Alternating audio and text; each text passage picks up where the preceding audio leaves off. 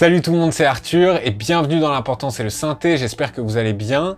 Alors cette semaine, on va jeter un œil à la Complete 13 de Native Instruments et plus précisément aux différents synthés de cette Complete 13, donc de ce gros bundle qui regroupe tout un tas d'instruments, que ce soit des instruments samplés, des synthés, des effets, voilà, plein de choses, mais nous on va se concentrer évidemment sur le synthé. Voilà, cette vidéo est sponsorisée par Native Instruments. On les remercie de leur soutien au channel Audio Fanzine. Allez, c'est parti.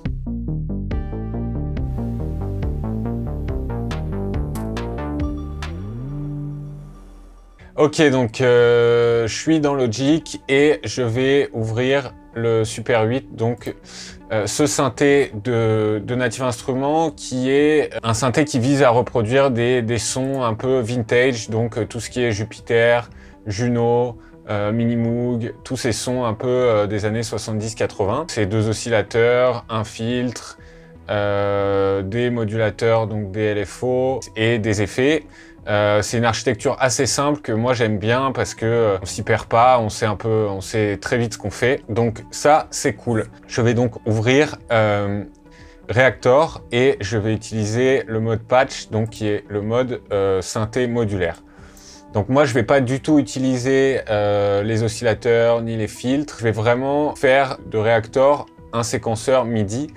Et je vais essayer de créer une séquence un peu générative. Et donc l'idée, c'est de créer une séquence qui va être sans cesse en mouvement, qui va être calée sur des notes données et qui va me permettre de créer en fait la couche vraiment inférieure de mon morceau, une sorte de ce qu'on appelle soundscape, donc un paysage sonore ambiant qui va être mixé très en arrière-plan. Voilà, j'aime bien commencer par ça parce que souvent ça me donne de l'inspiration pour ensuite poser des accords et voilà, ça me donne un peu une direction dans laquelle je peux aller. Donc c'est parti. Pour créer très rapidement une sorte de séquence générative, on va avoir besoin d'un MIDI out. Donc ce MIDI out, ça va être le module qui va envoyer les notes dans le Super 8, donc dans le synthé. Je vais avoir besoin ensuite donc d'une horloge qui est déjà dans mon modulaire de base. Ensuite, je vais avoir besoin de LFO, donc je vais en prendre deux. Et je vais avoir besoin d'un séquenceur de pas et pourquoi pas d'un séquenceur de modulation. Je vais agrandir la fenêtre. Voilà, donc c'est un peu la base de la base si on veut créer une séquence un peu générative. Normalement, mon horloge est connectée à l'horloge de mon séquenceur, donc de Logic. Donc si j'appuie sur Play, ouais, c'est bon, ça marche. Ah, il me manque quelque chose et c'est un clock divider. Donc c'est un module qui va permettre de diviser le signal de mon horloge en plusieurs signaux qui peuvent être soit exactement comme l'horloge, donc 1, 2, 4, 8, et puis je peux modifier aussi ces divisions. Donc je branche le gate de mon horloge au gate de clock divider. Je vais brancher le G1, donc le 1 sur mon séquenceur pas à pas. Je vais brancher le pitch du séquenceur pas à pas dans mon MIDI out et le gate du séquenceur pas à pas dans mon MIDI out. Voilà, donc normalement, si j'appuie sur play, il me manque le gate. Oui, c'est d'ailleurs pas ça qu'il fallait faire, c'était ça. Voilà, donc normalement, voilà. Donc toutes les notes actives vont jouer. Donc on voit que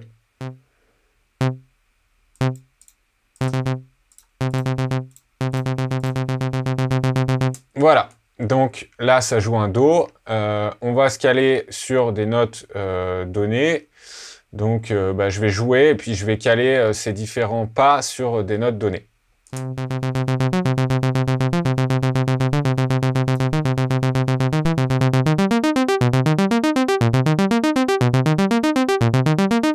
Voilà, donc maintenant l'idée c'est que pour créer quelque chose d'un peu génératif, il faut que mes notes ne jouent pas tout le temps dans le même ordre.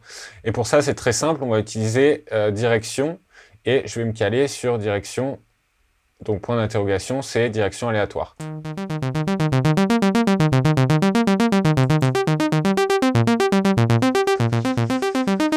Voilà, donc on a déjà des notes qui jouent de manière aléatoire. Alors pour l'instant, c'est pas très intéressant d'une part parce que le son, c'est le son de base du Super 8 et ensuite parce que il n'y a pas encore de mouvement dans ma séquence. Je vais déjà commencer par mettre un peu de shuffle, donc un peu de swing sur mon horloge.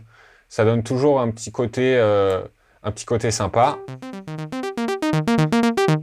Voilà, il y a ce côté un peu groove. Et ensuite, je vais utiliser mes LFO en mode sample and hold pour créer du mouvement dans ma séquence. Donc la première chose à faire, c'est donc de connecter la sortie de mon LFO à cette petite connexion ici qui est A et B en fait sont des connexions de modulation. Donc ensuite si je clique sur A, et je vais pouvoir moduler là le gate par exemple de ma séquence. Et je vais brancher évidemment mon LFO sur l'horloge.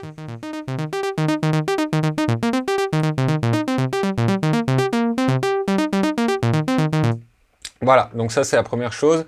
Et ensuite, je vais utiliser aussi un autre LFO que je vais connecter à mon horloge. Et là, ça va contrôler en fait la vitesse de l'horloge. Et c'est là en fait où on va commencer à avoir une séquence qui est jamais exactement pareille, quoi. Donc, je vais brancher, je vais me brancher pareil sur le 4 et on va créer donc une modulation sur le A sur le slot 1 de mon horloge.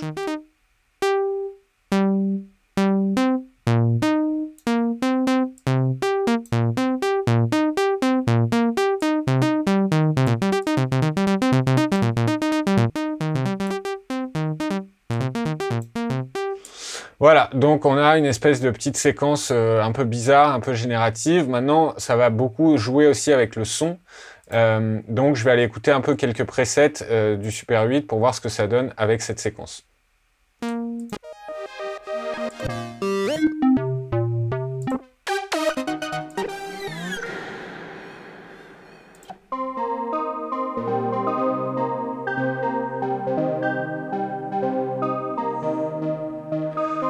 Donc déjà, avec un son un peu plus, avec un peu de reverb, un peu d'effet, là on a un son un petit peu entre la cloche et le synthé, et c'est vrai que tout de suite, avec cette séquence, ça donne un peu une idée de ce que ça peut être. Donc je vais garder ce son là, et puis je vais mixer, donc je vais baisser carrément le volume de cette piste, et ça va juste me permettre de créer une petite couche primaire, j'ai envie de dire, de mon morceau.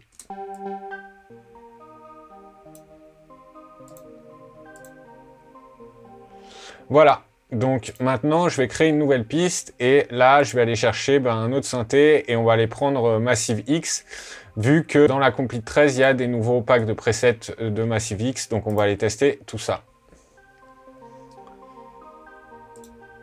Donc ces packs c'est Mechanics, Mobius, Pulse et Rush. Donc on va voir un peu, je vais aller dans Rush par exemple.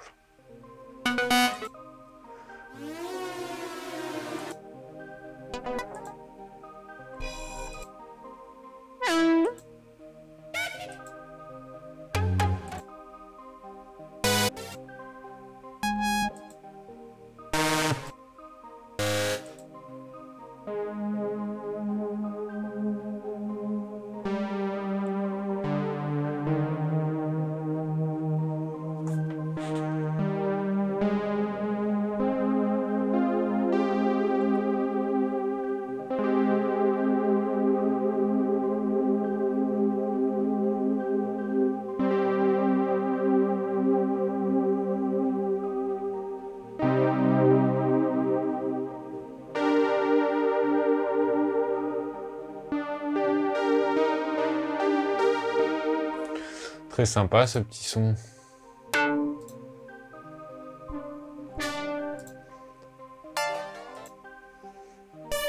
Donc moi je cherche un son un peu de pad pour faire une suite d'accords assez lente. Ouh, j'aime bien ça.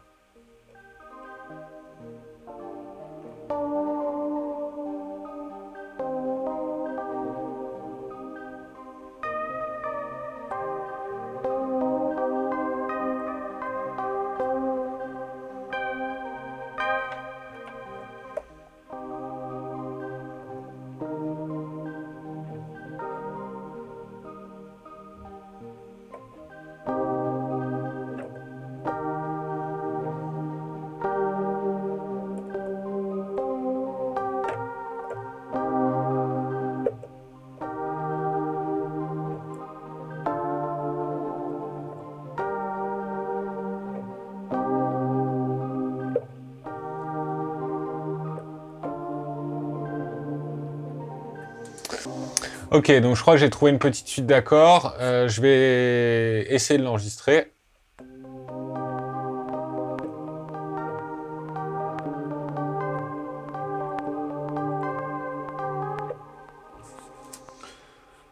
Qu'est-ce que ça donne, ça?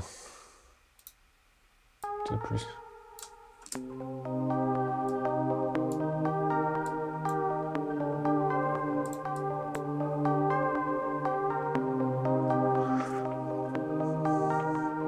Ok, très cool. Maintenant, du coup, je trouve que ma séquence générative, eh ben, on l'entend plus parce que les sons sont trop similaires. Donc, je vais essayer d'aller trouver autre chose pour la 16.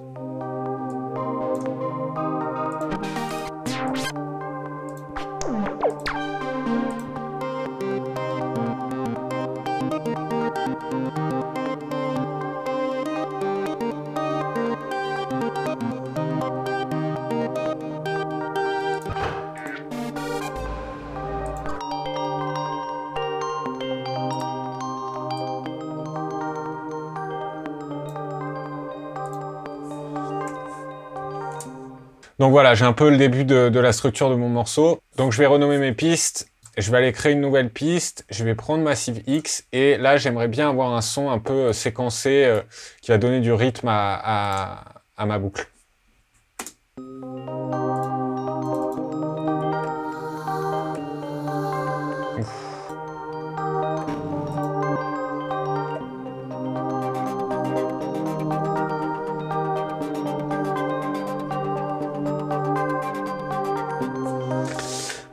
Donc, j'aime bien ce petit son là. C'est une basse, mais sans trop de basse parce que je veux rajouter une basse par-dessus ensuite. Mais il y a un petit côté percussif, un petit côté presque, on dirait des charlets, que j'aime beaucoup. Donc, je vais me caler sur les notes de ma boucle.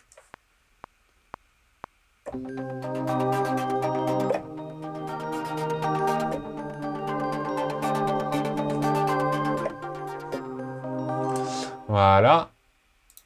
On va quantifier tout ça parce que je sais pas jouer du piano.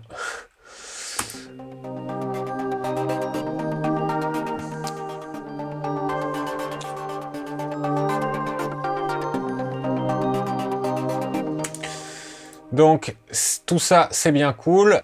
Maintenant c'est le moment de mettre un peu de rythme dans tout ça. Donc on va aller chercher batterie. Moi c'est pas parce que cette vidéo est sponsorisée par Native Instruments, mais j'utilise vraiment batterie très souvent dans mes productions. Voilà, j'utilise batterie. J'ai quelques kits que j'ai déjà. Qu'est-ce que c'est ça? Ouais, ça c'est plus un petit kit un peu hip-hop. C'est pas trop ça. Trop. Ouais, c'est déjà plus ça. Le kick est un peu long, donc je vais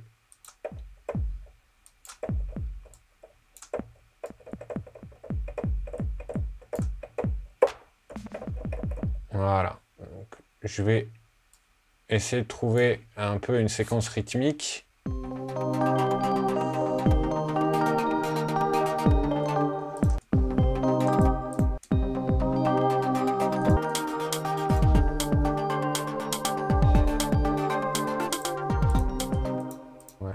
Open hat.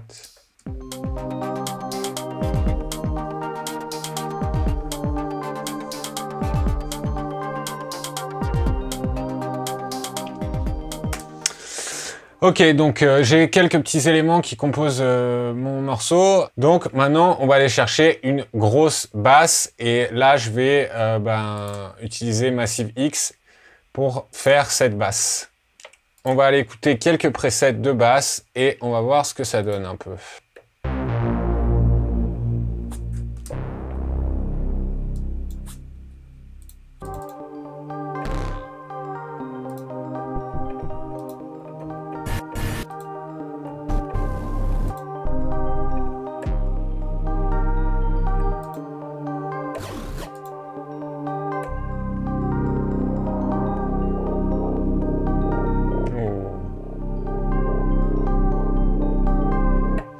Oh, j'aime beaucoup cette basse-là.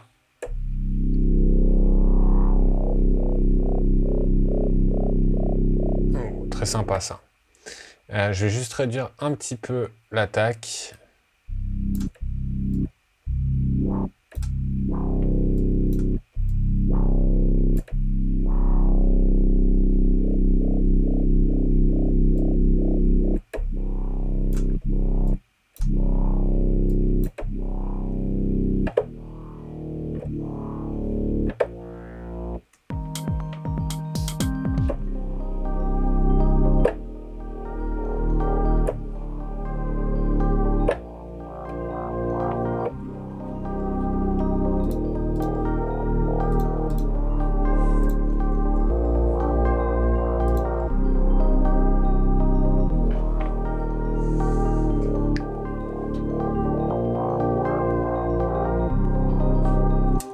Ok, cool. Maintenant, je vais aller chercher un pad et je vais aller voir dans le Super 8 si je trouve un pad intéressant.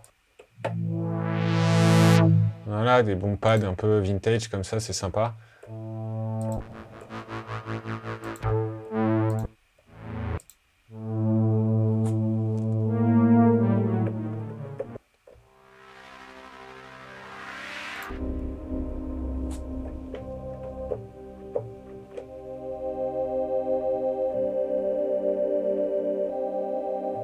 Voilà. Qu'est-ce que ça donne, ça?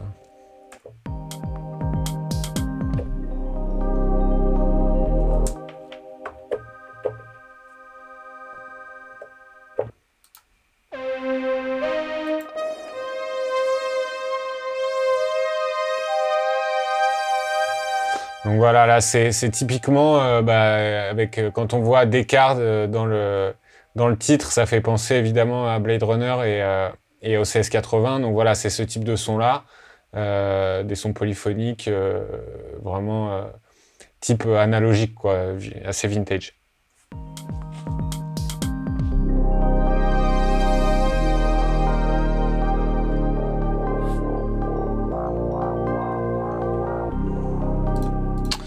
Ben voilà, un petit pad. On a exploré pas mal de choses et maintenant ce que j'aimerais vous montrer, c'est Guitar Rig 6. Donc Guitar Rig à la base c'est un plugin qui vous permet d'avoir un pedalboard virtuel. Donc c'est vraiment au début destiné aux guitaristes. Mais maintenant en fait c'est quelque chose qui peut être utilisé comme multi-effet quoi. Et en fait tous les effets de Native Instruments, donc tous les plugins d'effets sont regroupés dans Guitar Rig et ça vous permet de les superposer directement dans l'interface. Donc moi ce que j'aimerais bien c'est appliquer des effets de Guitar Rig sur ma piste de son génératif. Donc on va voir ce que ça donne. Je vais augmenter un peu le son pour qu'on entende mieux. Donc là il va m'importer les presets de Guitar Rig. Voilà, donc j'ai mes presets et moi je vais aller chercher, on va écouter quelques presets, on va voir ce que ça donne.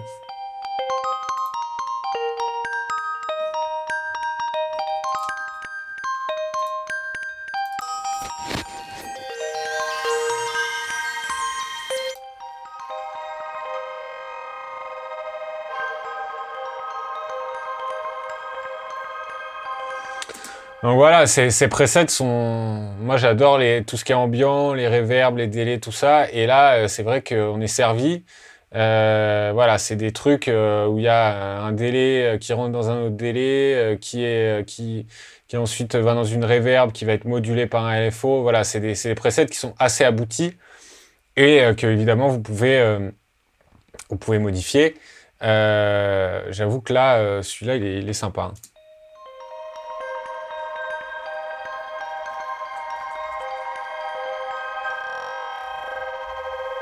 Ah, il y a même un petit côté un peu glitchy.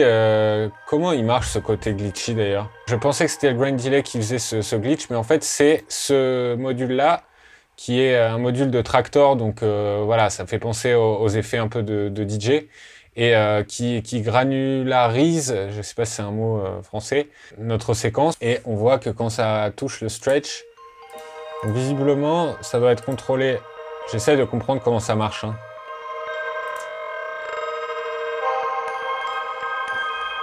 Ah ok. Donc c'est ce séquenceur-là qui va, sur la fin de la séquence, eh ben, augmenter le stretch et créer cet effet de glitch. Qu'est-ce qui se passe si on modifie un peu ce séquenceur? Là, j'aimerais que ça aille plus vite.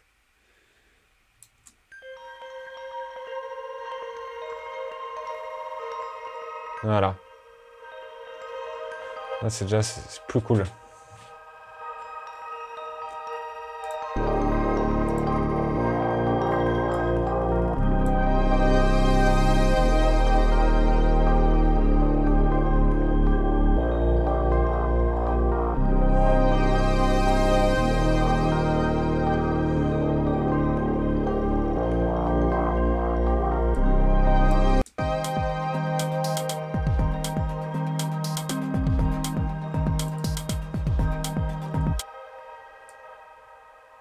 Très cool, hein, ce petit effet de glitch là.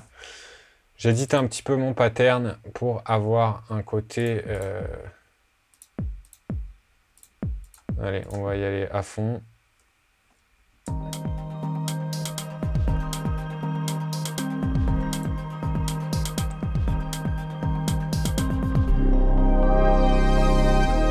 Oula. On clip un peu là. On va se détendre un peu. Je vais aller essayer de trouver un autre kit de batterie.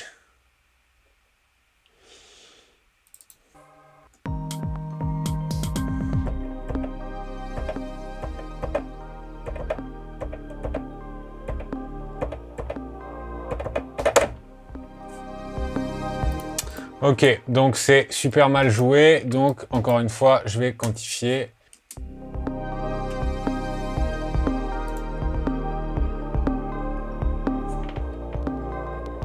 Il est pas mal ce kit parce qu'il est assez discret et on va pouvoir ajouter des éléments dessus en fait.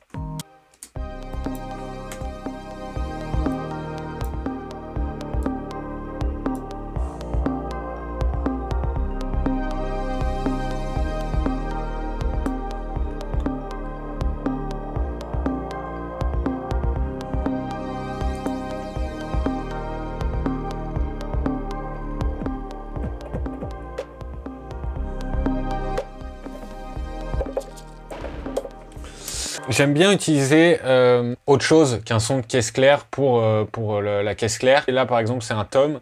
Et je trouve que c'est assez cool d'utiliser ça comme son de caisse claire. Je vais même renforcer ça en utilisant un son de synthé. Bah, tiens, je vais ouvrir Massive X.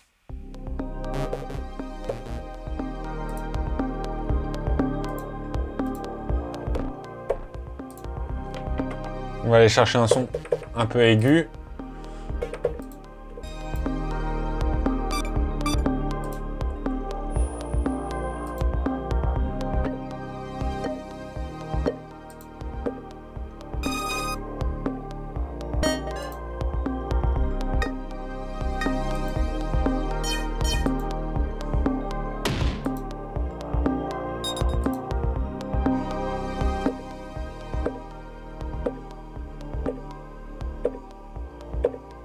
Ah, c'est pas mal ça. Donc je vais utiliser ce son pour ajouter à mon tom qui sert de caisse claire.